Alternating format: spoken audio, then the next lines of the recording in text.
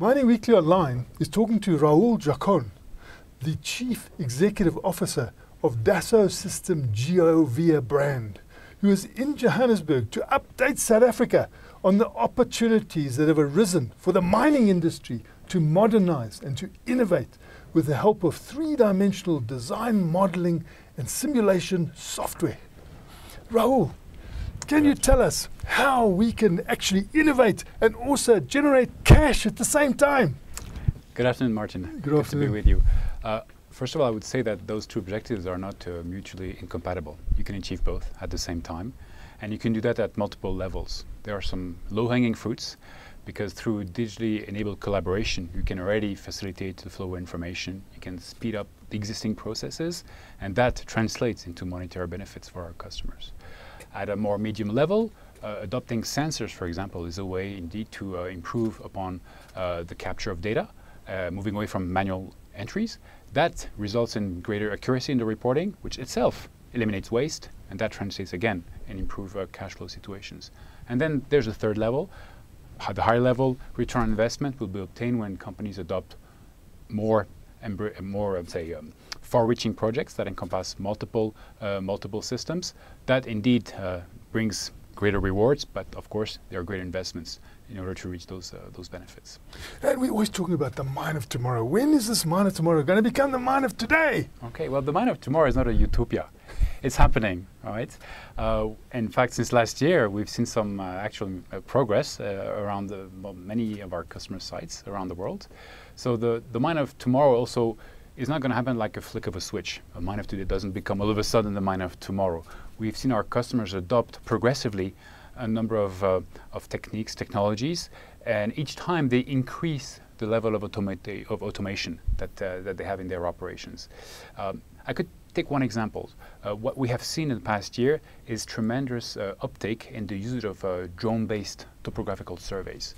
And that itself is a quick win for many companies because it provides greater accuracy, it improves safety because they don't need to send people on the ground, and that in itself is a first way to accomplish the mine of tomorrow with existing technology. So it's happening, and I took this example, but there could be many more. And are you talking about drones in exploration situations, or could they also be used underground in mines? Okay, so drones are used today in both exploration and production, by the way, at the surface, and that's good for open pit, and it's also benefiting from improvements that the construction business has encountered. Moving underground, we see developing technologies to have not drones, flying drones, but of course vehicles, robots. It's like rovers that go on Mars. Similar systems are now entering the underground space. They are mounted with LiDAR cameras, and what they provide is point clouds, which you can then use to reconstruct the 3D environment, providing the same benefits and capabilities that you'd get by flying drones above the surface. So both open pit and underground mines are benefiting from that, I would say, revolution in what I called 4D reality capture.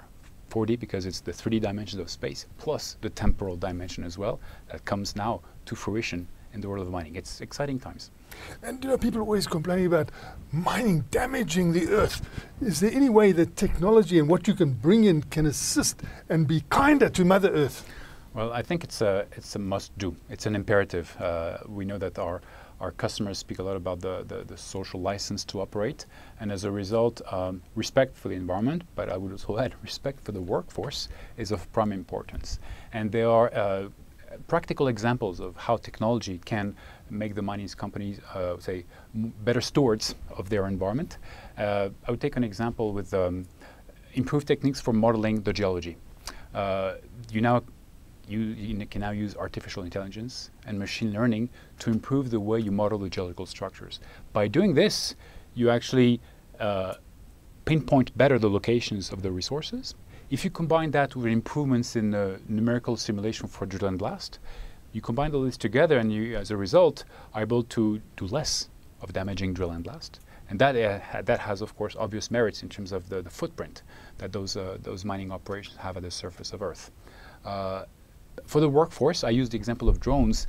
That's also, I'd say, a great benefit because instead of sending people in harm's way, you actually put them behind the iPad or the joystick for them to fly the drones, and as a result, you improve the safety metrics of the operations, and you actually make the workforce happier because they are less exposed to dangerous situations, and they have actually access to modern technologies. So it's, I believe, a win-win.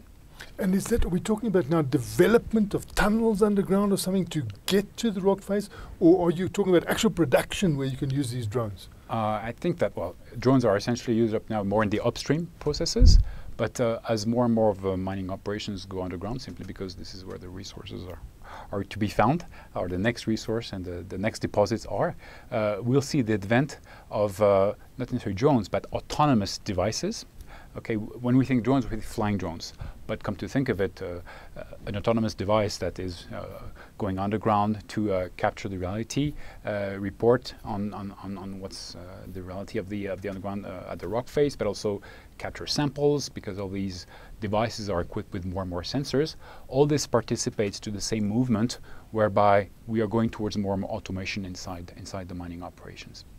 And we spoke about safety aspects where you can make operations safer through technology, and that helps the workforce, about which we are very protective in South Africa because we need jobs. Yeah.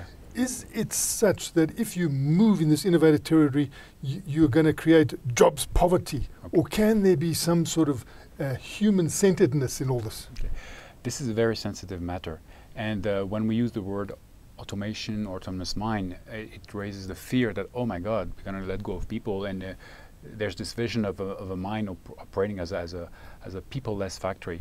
I don't personally subscribe to this vision, because on the contrary, I think that the introduction of technology in the mining space will mean actually positive things for the natural resources sector.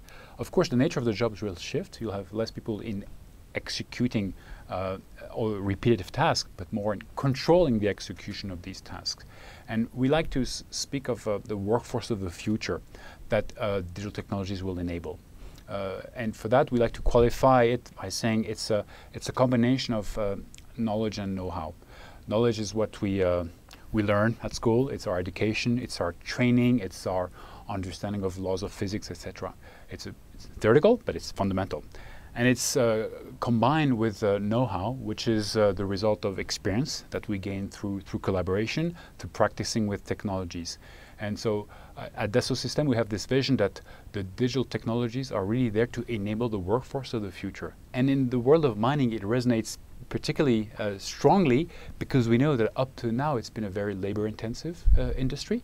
But given the complexity of the projects at hand, given the fact that those new next deposits will be underground and will require more technologies, that means that the qualification of the workforce will evolve along the way. And we believe that by providing the digital technologies day one, we prepare the workforce to embrace that change. It won't be a walk in the park because it's a huge change management aspect, but we as a software editor, we do our part by providing academic licenses to universities. So here in Johannesburg, we do this with Wits University, who use a number of our academic licenses, which are integrated in the curriculum, so that the workforce that is trained through those programs it comes out of school already with some proficiency at manipulating digital technologies, and that will allow them to be the driving force in the evolution of the mining sector, the adoption of digital technologies, and not necessarily the removal of workforce. Yes, the autonomous mine is there to indeed ensure that we put less and less people in harm's way, and we have this vision whereby the last man getting out of the mine won't be the sign that there is no more anyone operating the mine. It's just that the nature of the jobs will evolve, and for that we believe digital technologies are a fantastic enabler. Mines also have this unpredictability, is that they are really driven by the market. They do not determine the price of their commodities, and they hardly know what the price is going to be next week. How do you can technology enable them to be agile to market change? Okay, this problem that you describe here, other industries have faced it, right? Whether it's in retail or even the car manufacturing space, there was always this need to adapt production to the demands of the market. So here we believe that, again, digital platforms play an important role, because they allow to essentially establish a demand-driven supply chain. by digitally connecting the tools which control production with the tools which capture the market need, you're able to create a two-way relationship, and as a result, capture market signals and propagate them backwards in the value chain towards the production site. And we believe that this is fundamentally something that digital platforms can enable, because they create a seamless digital continuity link from the people who produce resources towards the people who consume those resources. And it acts two ways, by the way. And this is something that we've seen happen very well in other industries. And theoretically, there should be no reason why it shouldn't work for mining. It's just that, it takes time to deploy those systems, but there clearly is a potential for market-driven supply chains also applied to the mining sector. And how much is South Africa taking to your concepts and your philosophy? You've had, your group has had access to the defense technology and aerospace and marine, and how much is South Africa taking to the ideas and the concepts that you're putting forward? Okay, well, we come here every year, and each time we measure also the progress that these ideas have in people's minds. We are very also respectful of the local ecosystem. All right, so since last year, when I talked to you, we've been able to push this 3D experience concept. 3D experience is the Dassault Systèmes solution, right, to create digital twins of mines, for example. And since last year, we're happy to report that we have a number of customers, Western Europe, Central Asia, Middle East, who've adopted this technology, and we're using our presence here this week in South Africa, but we have permanent offices, so we keep having constant dialogues with our customers here in the region, and with the sincere hope, but it's more than hope, it's actually a conviction that very soon we'll also have customers in South Africa or in Southern Africa who will embrace these technologies. Yes, and so what is available to use at the moment that is proven? And how do you apply the Internet of Things and the big data and everything? What are your technologies that you're using? Okay, so we have a combination of two things. There are software applications which were designed in the mining with the mining mindset. These are part of our heritage, and we continuously update these solutions. But we believe that there's greater value to be reached by our customers when they combine those applications with software applications that were designed in the manufacturing space. Okay, it's discrete manufacturing of single objects, and we port that into the mining space, which is about continuous manufacturing of things which are never the same, right? Because as you said, there's uncertainty in natural resource extraction. The geology is not a perfect science. However, there is a strong possibility to take those technologies which have worked well in manufacturing and apply them to mining. And so when you combine geoscience-minded applications with manufacturing-minded applications, both of them being available today because these are out-of-the-box components, this is how you create value for our customers. At the junction point, you need the knowledge and know-how that I referred to, that's in the minds and the brains of the mining customers to be leveraged, so that we can make the glue can happen between those two worlds, the geoscience world and the manufacturing world. And I think this is probably what will drive the revolution in mining, is the adoption of best practices which have worked well in manufacturing, where productivity gains have been established, combined with geoscience, which makes mining unique, in contrast with discrete manufacturing of the same object, as is the case for cars or manufactured goods, whatever. So these are out-of-the-box components. We can do it now. And which sections of the mining industry have absorbed your concept most? What sort of commodities are we talking about, and what sort of regions? Where are you doing the most effective work in mining? So I mentioned 3 geographies a moment ago. So these are Western Europe, Central Asia, Australia, and the Middle East. And it's across all commodities, by the way. Okay, among those 4 customers, you'd have gold, you have chrome, you have iron ore. So you have quarry customers. So it's almost commodity agnostic. Okay, in other words, the ability to adopt those technologies doesn't depend on the kind of commodity that you're producing, because we're in the natural resource extraction business. So there are some common business drivers, and these common business drivers can be addressed with generic digital platform approaches, and as a result, it does no longer depend on the actual type of resource or the commodity that you're in. And you get involved in the full supply chain. I mean, could you be involved from the exploration through to the development of the mine, the mining, the commercial side, human resource? I mean, how far can you go with your systems? Okay, so Dassault Systèmes doesn't want to conquer the world. We don't have like a world domination objective that you just described. We believe we add strength whenever there is the possibility to combine engineering scientific tools with collaboration and project management tools. So in other words, we believe that innovation is made possible when you have the possibility to combine people who have the domain expertise, so more the science-minded people, with the people who are good at executing, more from a project management standpoint. So the solutions which we offer, ultimately founded on this 3D experience platform, are there to foster innovation.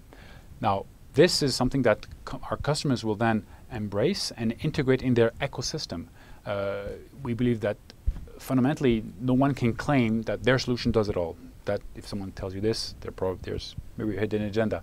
So we believe much more in open ecosystems, and that's also why the digital platforms of tomorrow will be successful if they demonstrate that they're able to interoperate with one another, and in an ecosystem where all the stakeholders can bring their part, and no one wanting to claim hegemony over the others. That was Raoul, the Chief Executive Officer of Dassault Systèmes Geovia brand, a company which can help South African mining innovate and accelerate cash flow at the same time.